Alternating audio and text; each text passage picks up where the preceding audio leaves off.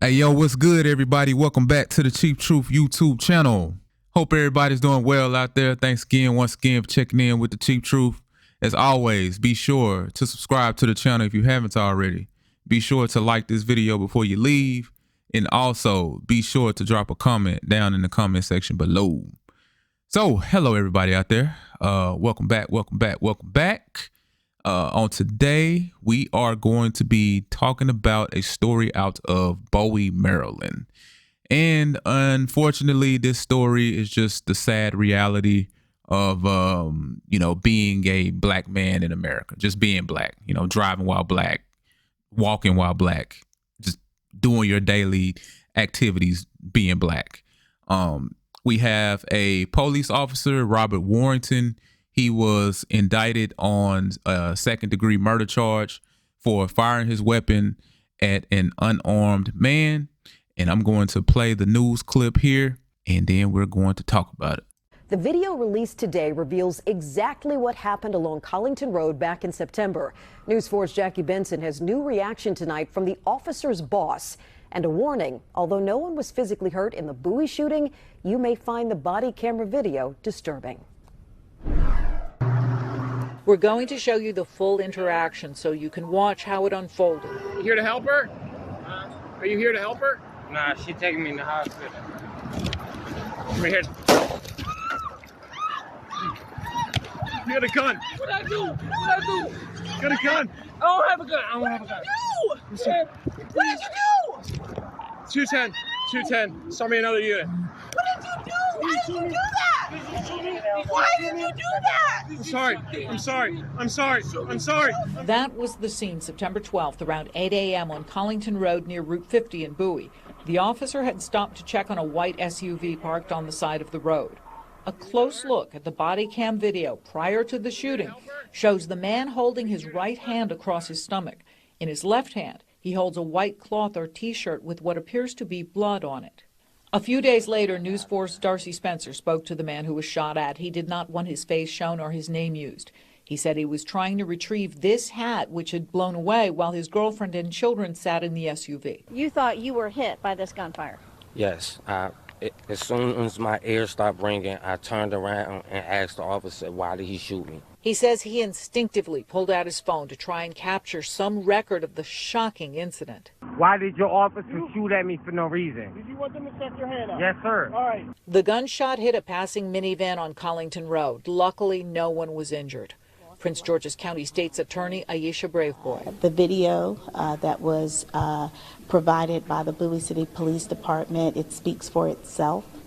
The actions were not in line with the training or the general orders of the Bowie City Police Department. Bowie Police Chief Dwayne Preston issued a statement that reads in part, "I support the grand jury's independent, objective process. Sergeant Warrington will be suspended without pay." The statement goes on to say, "I want to thank the community for their patience and support throughout this investigation." Warrington is a 12-year veteran of the Bowie Police Department. He faces charges that include attempted second-degree murder and reckless endangerment. In Bowie, Jackie Benson, News 4. All right, so that was a close one, man. That was a close one. I'm so glad, so thankful that this young man walked away with his life. No bullet wounds, no gun wounds. I'm glad he didn't get shot. I'm glad nobody else got hurt. The people who were just passing by, man, that could have been nasty. This could have been so much worse. And I'm so glad that this, this police officer's marksmanship is just as bad as his policemanship. I mean, bro, this is hella scary, man. I mean, just think about it. You just going about your day and you end up in this situation where you almost get your head blown off for nothing. I mean, this guy didn't do anything. He literally was just going about his day.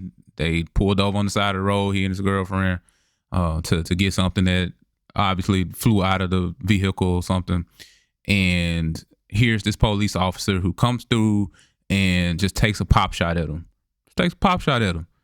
And then he has the nerve to try and be like, oh, well, he has a gun. And the thing is, you can hear in his voice, like he knew he fucked up. So he's holding on to hope that this young man has a gun. And I'm so glad that he didn't have a gun, because the narrative around this story probably would have been a lot different if he actually would have had a gun. Now, keep in mind, just because you have a gun, that does not make you some hardcore gun-toting criminal, like the media probably would want you to believe. You can legally have guns. I mean, it's the Second Amendment, right? You have a right to bear arms. So just because this guy, even if this young man would have had a gun, that doesn't mean that he was the bad guy, and that doesn't mean that he was reaching for it and that he was going to use it. But it would have gave the police officer an out to be like, oh, well, see, he actually did have a gun, and I thought he was reaching for it. So my actions were validated. But thankfully, that wasn't the case here. This guy is going to get a lot of time in jail, I hope, and he'll never work as a police officer ever again, because obviously he just really ain't fit for that line of work. If you that damn scared, I don't know, man. You might want to do something else.